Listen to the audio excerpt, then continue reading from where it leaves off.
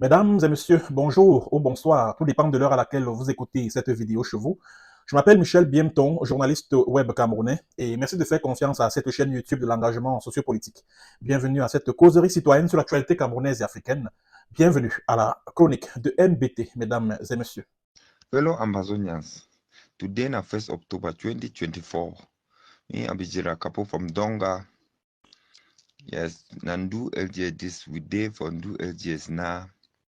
Yes, we know say the over ambush but we don't know say we tell the La Republic terrorists say now we owns the land. No nothing, no go disturb we must put up we flag for celebrate our Independent Day. Yes, Ambazonia State Army, ASA, from the Federal Republic of Ambazonia. Yes, I want for Mekam. Me La Republic then know say if La Republic they no ceasefire, they no run. They go no can stop. May any man stand strong. Ahead. Both diaspora and home front. All man stand strong. At ease. Attention. At ease. Attention.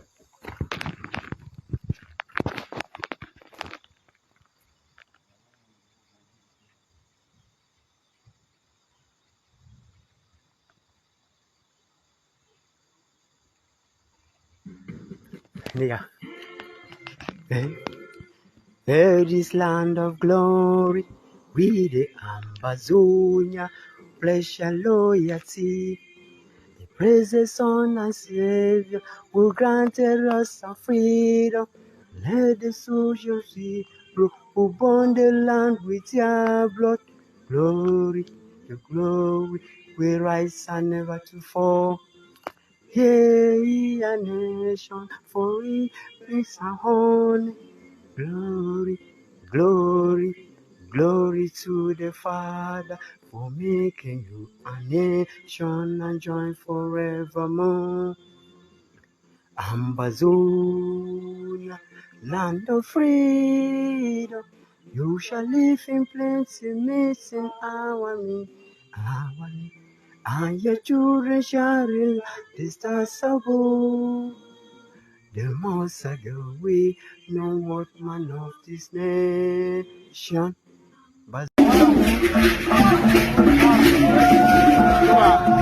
Yeah, the 1st of October 2024 in Boyo, you can see the soldiers celebrating.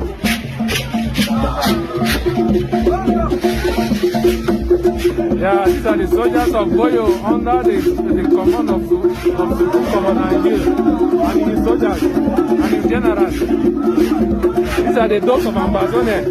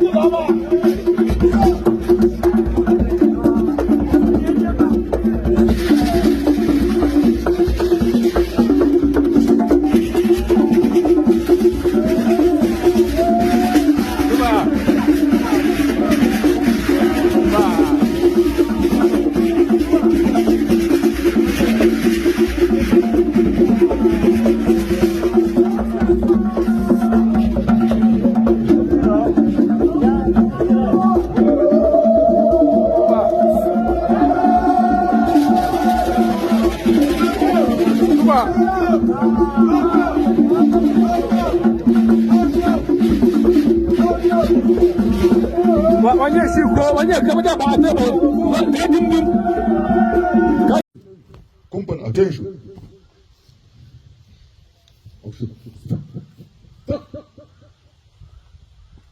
Yes, you can see the restoration forces of land force. Yes, you can see them well trained. You can see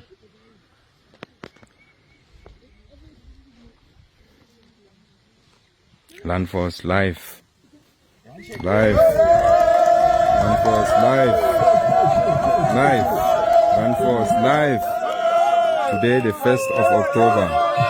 Yes.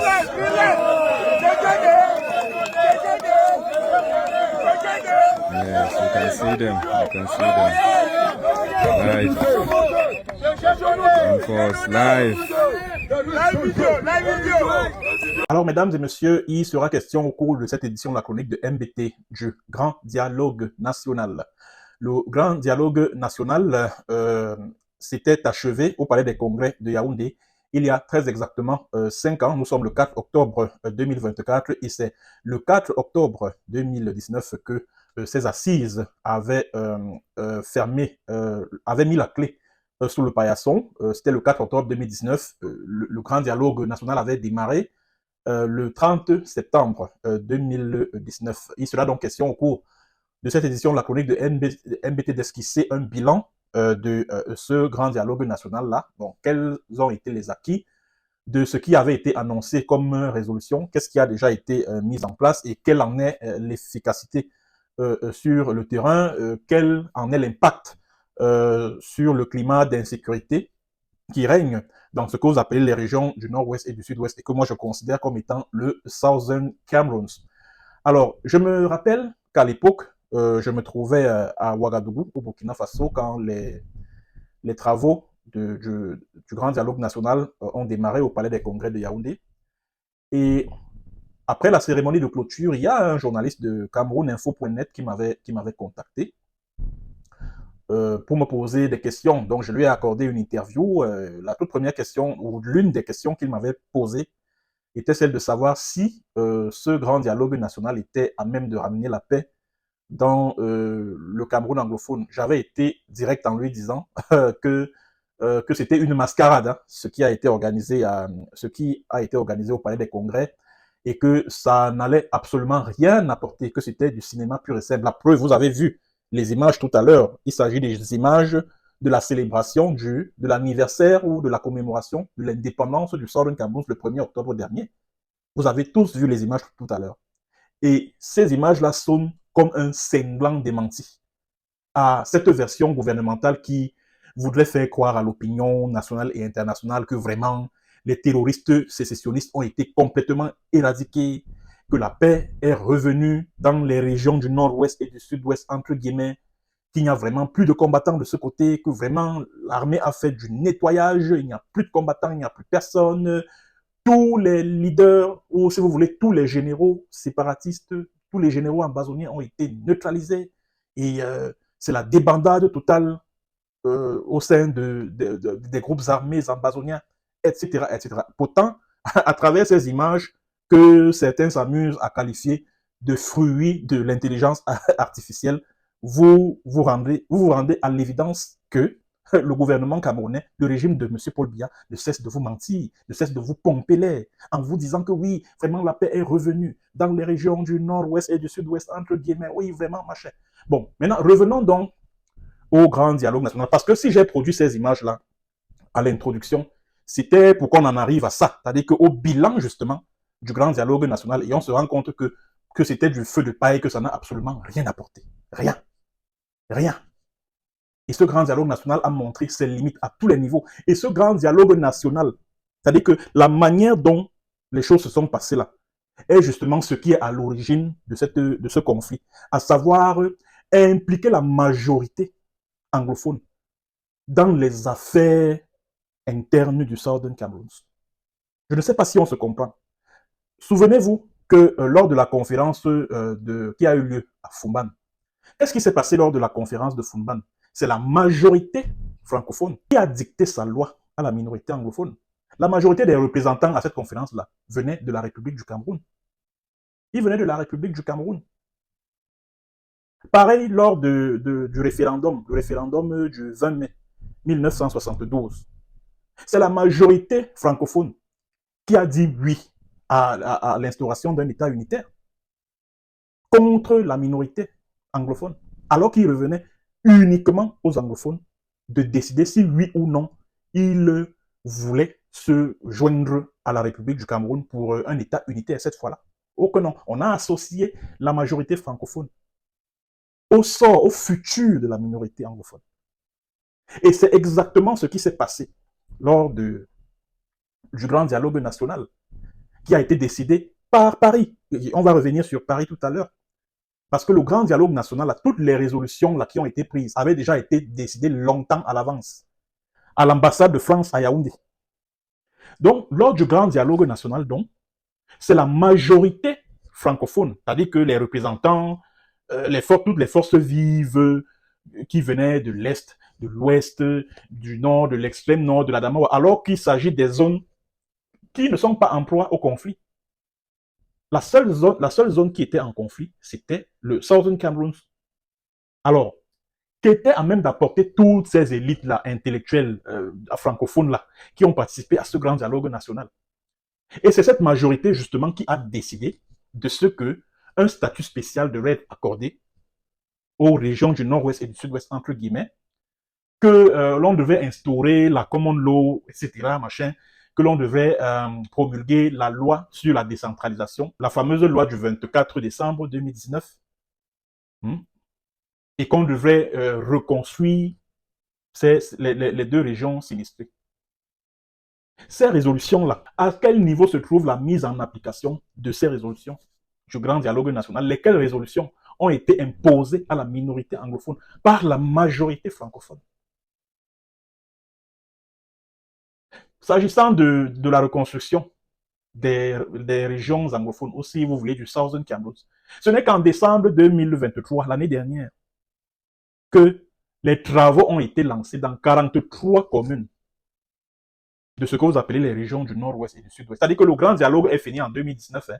Ce n'est qu'en décembre 2023 que les chantiers ont été lancés.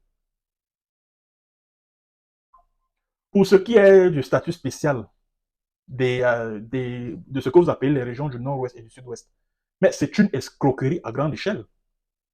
C'est une escroquerie à grande échelle.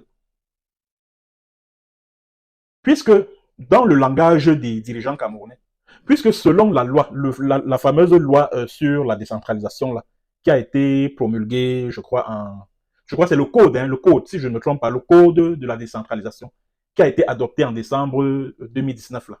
On parle d'assemblée régionale de ce que vous appelez les régions du Nord-Ouest et du Sud-Ouest.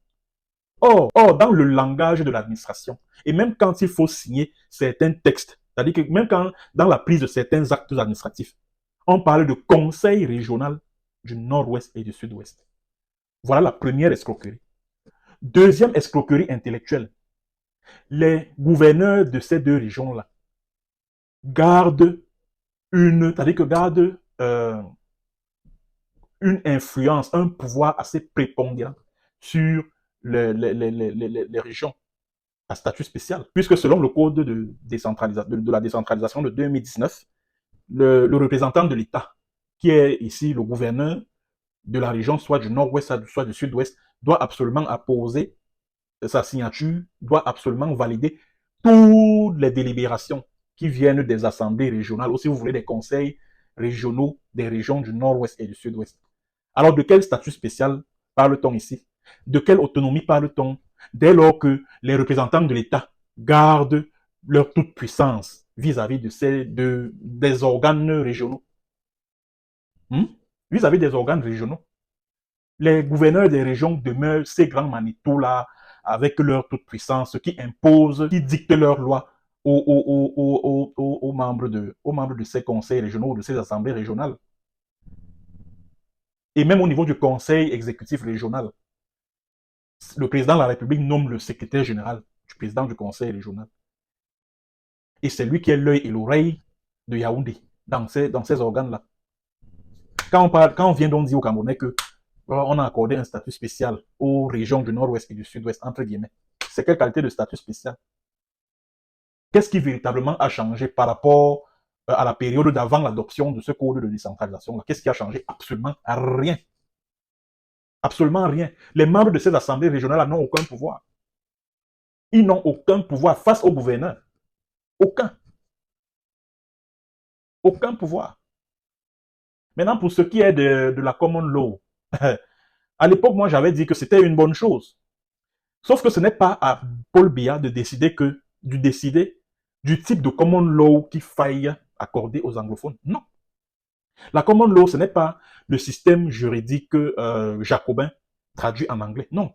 La common law, c'est un ensemble de pratiques, de coutumes, de traditions judiciaro-juridiques purement anglo-saxons,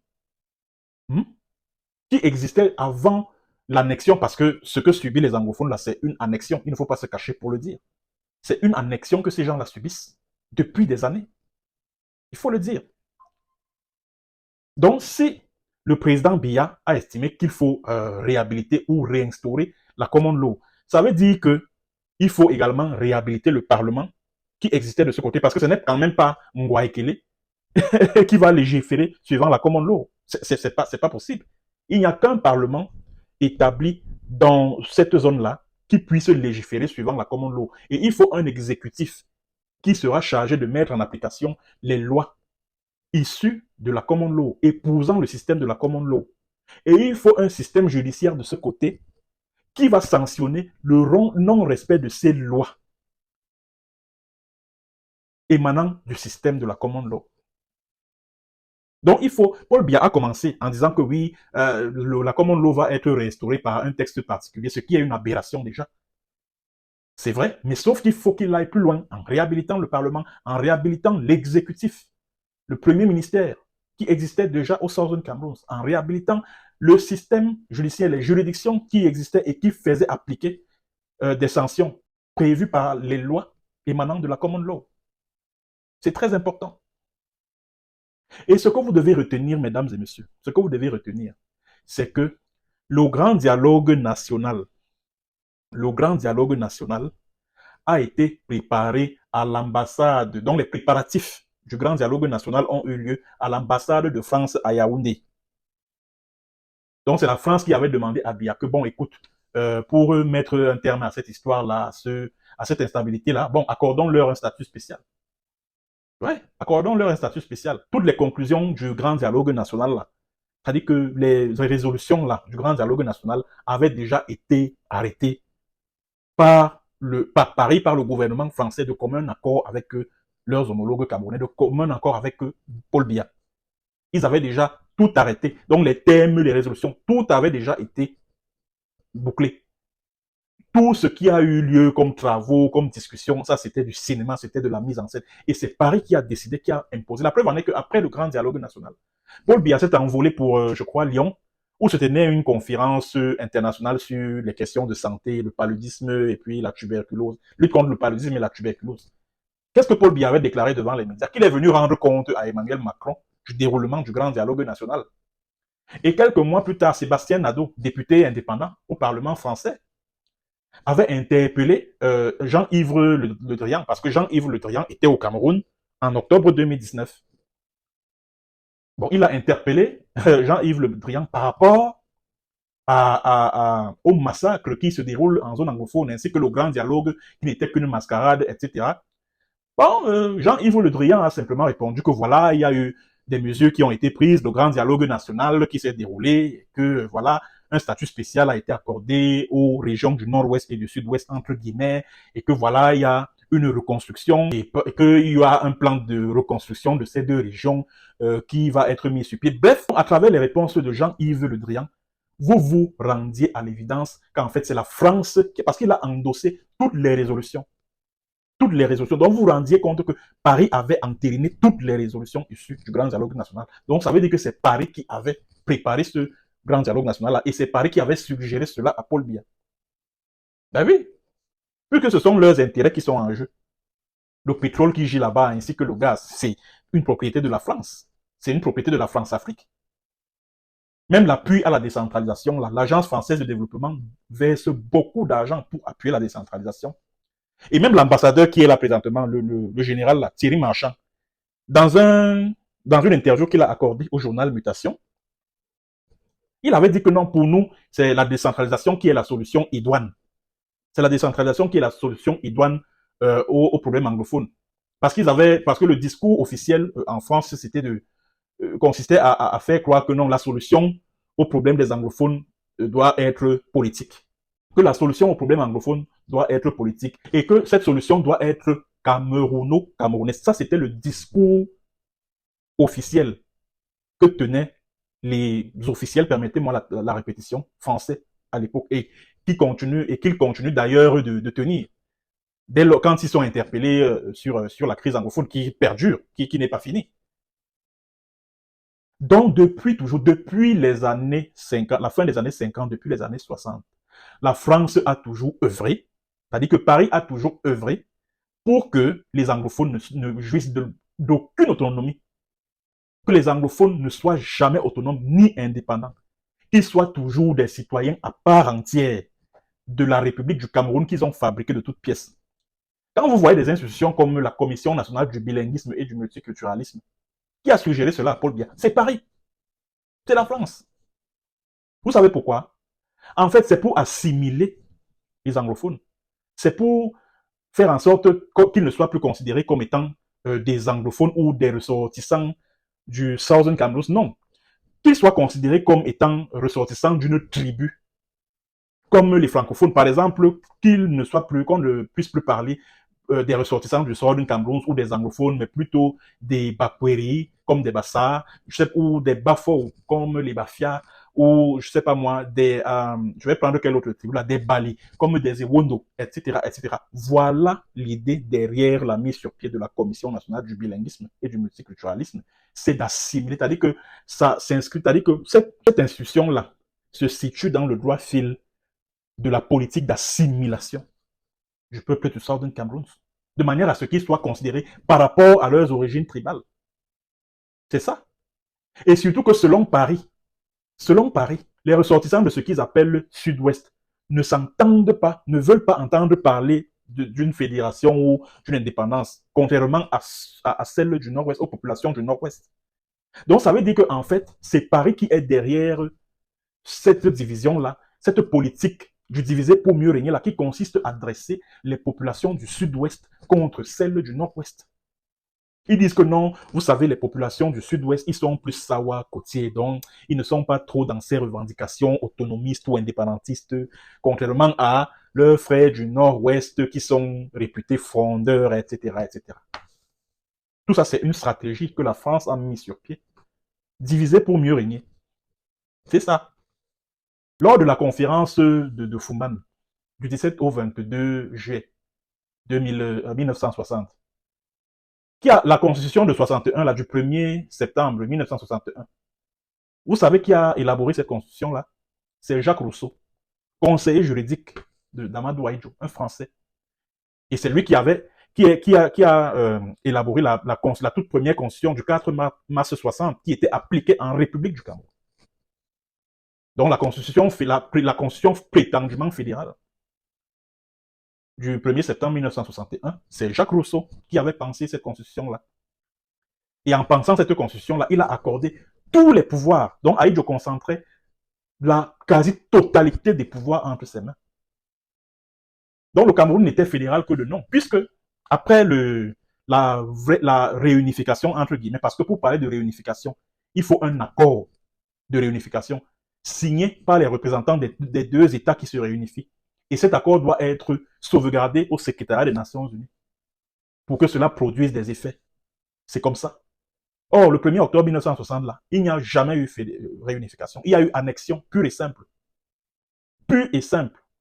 La preuve en est que, la veille, le général de Gaulle avait qualifié le Southern Cameroun comme un cadeau que la reine d'Angleterre lui avait légué.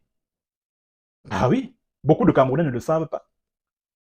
Alors, je disais tantôt qu'après le 1er octobre 61, Ahidjo a signé un décret portant création des régions administratives.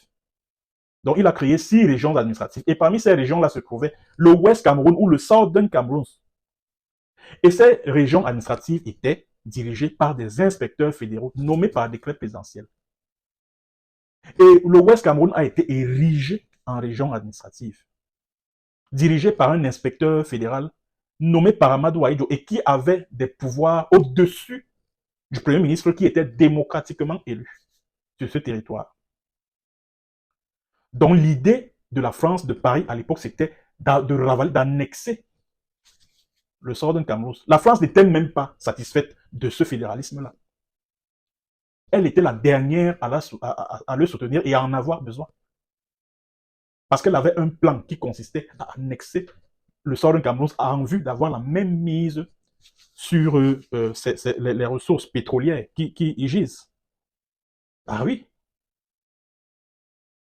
Même la constitution du 1er janvier du 18 janvier 1996, là, qui propose l'État unitaire décentralisé à Beya. C'est la France. La preuve en est que quand il y avait les conférences, les All Anglophone Conference là, de 93 et de 94, au cours desquelles il était question du retour au fédéralisme, François Mitterrand à l'époque avait dit non à cette idée de retour au fédéralisme. Et il avait donné son feu vert que toute manifestation en faveur du fédéralisme soit purement et simplement réprimée. C'est comme ça. Et même quand la crise anglophone éclate, là, atteint son pic, parce que la crise anglophone n'a pas commencé en 2016, non. Elle a commencé au début des années 90. C'est au début des années 90 que les anglophones ont commencé à revendiquer le retour au fédéralisme et que si on ne retournait pas au fédéralisme, ils allaient proclamer l'indépendance du Southern Cameroun. Je me rappelle, quand il y a eu la répression des manifestations commémoratives de l'indépendance du Southern Cameroun le 1er octobre 2017, quelques semaines plus tard, Gilles Thibault, à l'époque, il est ambassadeur de France au Cameroun. Il est l'invité de Equinox, le journal de, je crois, 20h. Il dit que non, la solution, tout ce que les populations de là-bas revendiquent, c'est un niveau de vie assez normal, vraiment, et que ce dont les populations ont besoin, c'est que l'État investisse dans les infrastructures socio-économiques. Pourtant, le monde entier venait tout juste de vivre des manifestations des populations munies de branchages et de drapeaux ambazoniens, revendiquant l'indépendance du Southern Cameroun. Mais Gilles Thibault, ambassadeur de France au Cameroun, il s'en va à Equinox Télévision pour dire que non, tout ce dont les populations ont besoin, c'est d'une vie décente, d'une vie normale. Pourtant, c'est pas ça que les populations de là-bas réclamaient. Ce n'est pas ça. Ils ne réclamaient pas un mieux vivre, ils ne réclamaient pas le développement socio-économique et culturel de leur contrée ou de leur région. Non, ils revendiquaient une indépendance, la restauration du Southern Cameroun. C'est ce qu'ils revendiquaient. C'est ce qu'ils revendiquaient. Donc la France a toujours et toujours manœuvré pour que les populations de là-bas ne soient jamais un peuple libre et indépendant. Toujours et toujours. Toujours et toujours. Et même quand Emmanuel Macron était en visite officielle au Cameroun en 2022, qu'est-ce qu'il a dit à Jeune Afrique? Qu'il est venu à Yaoundé pour s'assurer de l'état d'avancement du processus de décentralisation. Comme pour dire qu'en fait, l'état unitaire décentralisé, là, c'est une idée de Paris, c'est une idée du gouvernement français qui est imposée aux autorités camerounaises. Qui est imposée aux autorités camerounaises. Contrairement aux États-Unis qui ont prôné des négociations sans préconditions en vue du retour à la paix dans cette zone.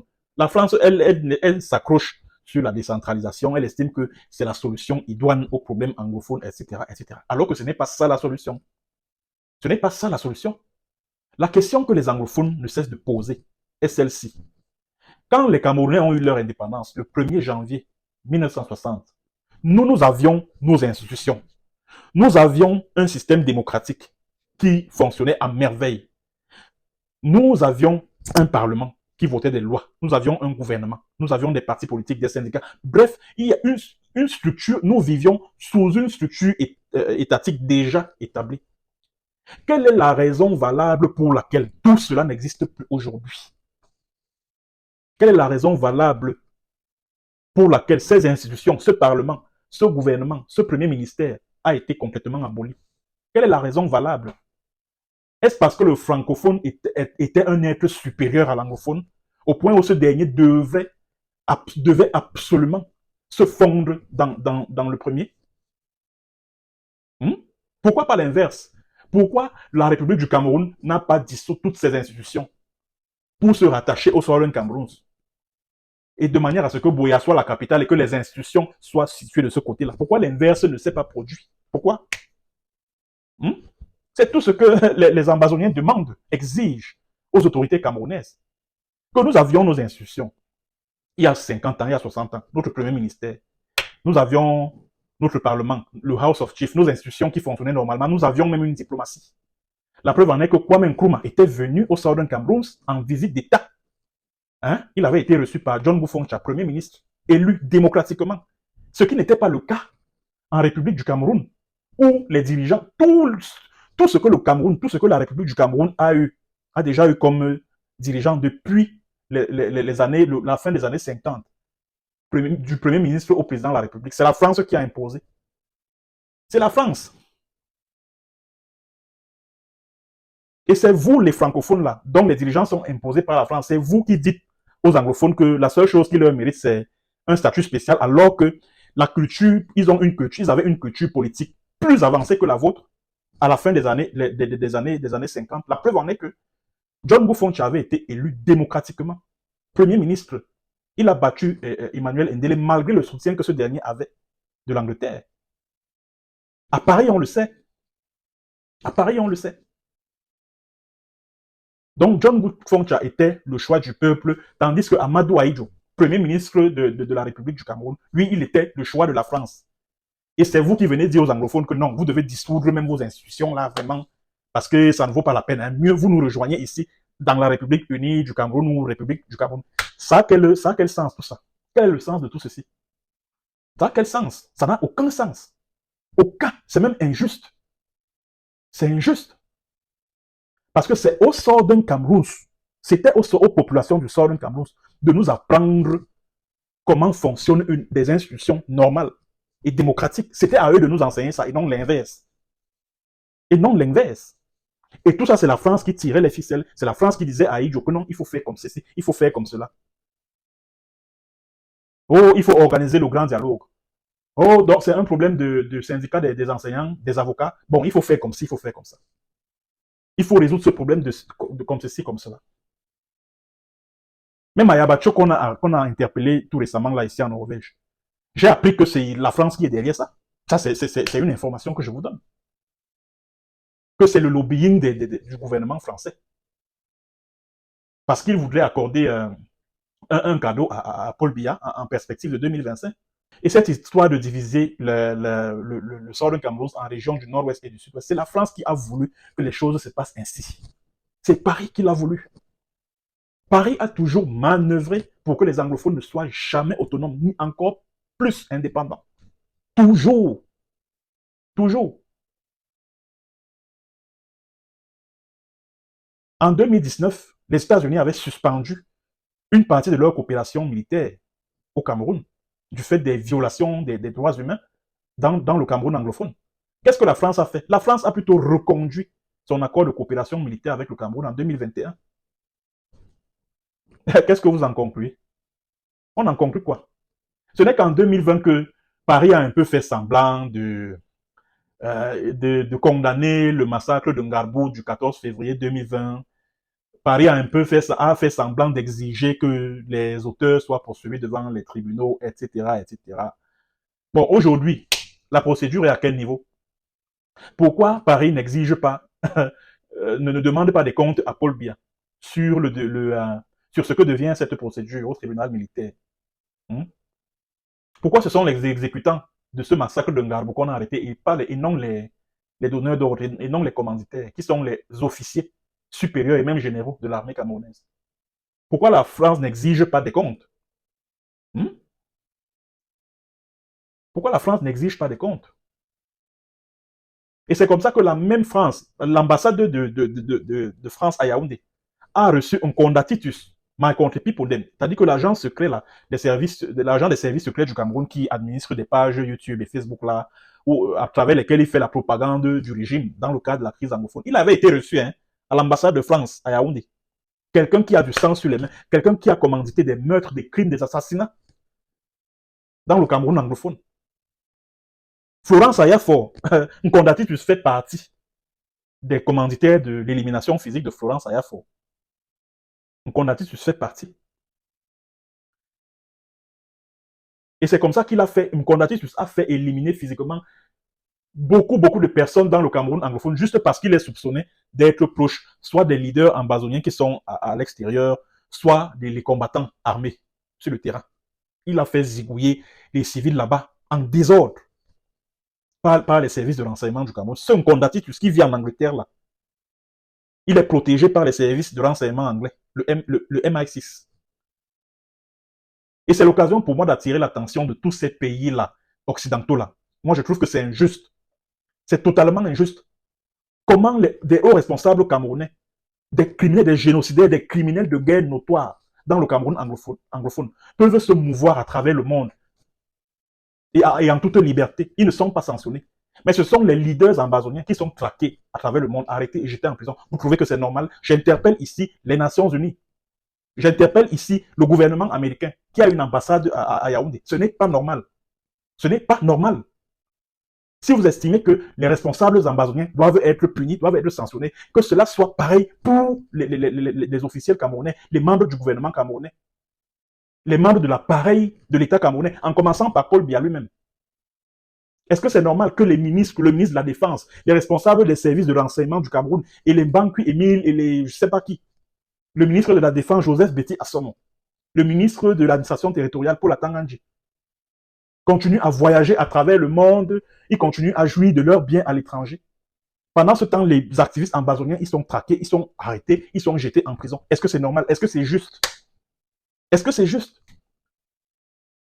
C'est bien beau de prendre des mesures punitives ou des sanctions contre les responsables du M23 en République démocratique du Congo ou du gouvernement congolais par rapport à ce qui se passe à l'est de la RDC là. C'est bien beau de poser les restrictions de visa, le gel des avoirs à tous ces responsables de l'instabilité à l'est du Cameroun, les responsables du M23, de l'armée congolaise et des milices qui aident l'armée congolaise, etc., etc. C'est bien beau d'imposer les mêmes sanctions aux responsables de l'armée soudanaise et des forces de soutien rapide qui créent l'instabilité au Soudan. Et le Cameroun alors? Que voulez-vous nous dire? Que ce ne sont que les ambazoniens, les dizaines de milliers de civils qui ont été tués dans le Cameroun anglophone là, c'est du fait des ambazoniens. Des villages qui ont été incendiés, rayés de la carte, c'est du fait des ambazoniens.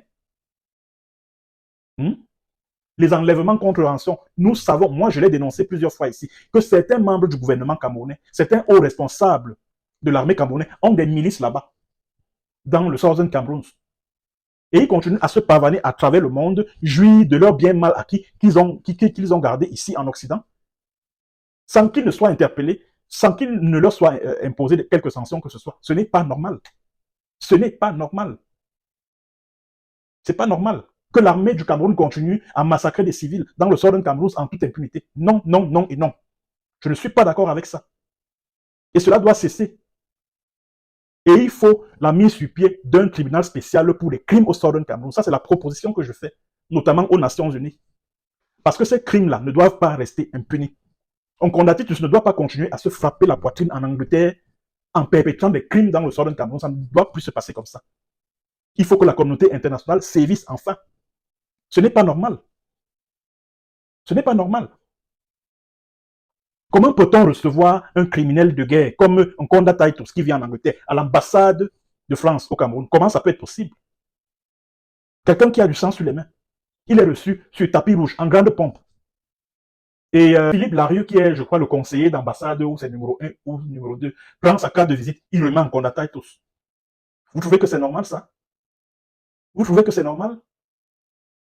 Parce que les populations qui vivent là-bas, là, c'est quoi? C'est des chiens, c'est quoi? Hein? Ce sont des insectes qu'on écrase à volonté. Non, il faut que ça cesse. Cette injustice-là doit cesser. Cette injustice doit cesser. C'est bien beau de venir dire, oui, on a arrêté Ayaba en Norvège, on a arrêté un tel aux États-Unis. On est parfaitement d'accord. Encore que ceux qu'on a même arrêtés aux États-Unis, là, on les a arrêtés. Ils ont fait quoi? Qu'est-ce qu'ils ont fait? Les 3 qui ont été arrêtés au Kansas, là, vers fin 2022, là, les 3 là, parmi lesquels se trouve un certain Nestor Langmi. Ils ont fait quoi? Ils sont arrêtés en novembre 2022 parce que Paul Biya doit prendre part au sommet des États-Unis-Afrique à Washington. Et au cours de ce sommet-là, il sera question de négocier pour que l'entreprise américaine Chevron puisse exploiter le pétrole au large de Kribi. Et en échange, il faut prendre les quelques activistes ambazoniens, on jette en prison. C'est-à-dire qu'on les arrête en novembre, novembre 2022. En mars 2023, on les condamne à 5 ans de prison pour avoir levé des fonds pour financer des groupes armés au Southern Cameroun. C'est quoi cette justice expéditive-là aux États-Unis? Pour un pays, c'est-à-dire que pour un pays qu'on cite en référence en termes de démocratie, comme les États-Unis, c'est quoi cette justice à tête chercheuse? C'est quoi ça? Qu'est-ce que c'est que ça? Juste parce qu'il faut flatter l'ego de Yaoundé. On ramasse 3 bons hommes, des pères de famille, on les jette en prison. Ils ont fait quoi? Qu'est-ce qu'ils ont fait? Je m'adresse maintenant là, aux autorités américaines à travers leur ambassade à Yaoundé. Qu'est-ce que les 3 qui ont été arrêtés en novembre 2022 dans l'état de Kansas là, qu'est-ce qu'ils ont fait? Ils ont fait quoi? Qu'est-ce qu'ils foutent en prison? Ils ont fait quoi? Qu'est-ce qu'ils ont fait? Ils ont levé les fonds pour financer les groupes armés dans le Southern Cameroun. Les Ukrainiens ne font pas la même chose aux États-Unis. Les Israéliens ne font pas la même chose aux États-Unis. Ils ne laissent pas les fonds pour aider leurs frères qui combattent et la Russie et le Hamas sur place, au terroir. Pourquoi quand il s'agit des Ambazoniens qui vivent là-bas, ça devient un problème? Pourquoi? Pour quelle raison? Pourquoi? Il faut arrêter avec cette injustice-là. Il faut arrêter avec ça. Il faut arrêter avec ça. Et je sais que c'est la France, avec sa France-Afrique, qui est derrière, qui manœuvre dans l'ombre. À l'ombre de ces procès kafkaïens, c'est la France qui est derrière tout ça. Ça, je suis convaincu à 100% que c'est la France qui est derrière ça. Bon, mesdames et messieurs, c'est tout ce que j'avais à dire concernant ce sujet. Et merci d'avoir suivi. Partagez la vidéo au maximum. À très très bientôt pour une autre séance et sur un autre thème. Allez, ciao, ciao, au revoir.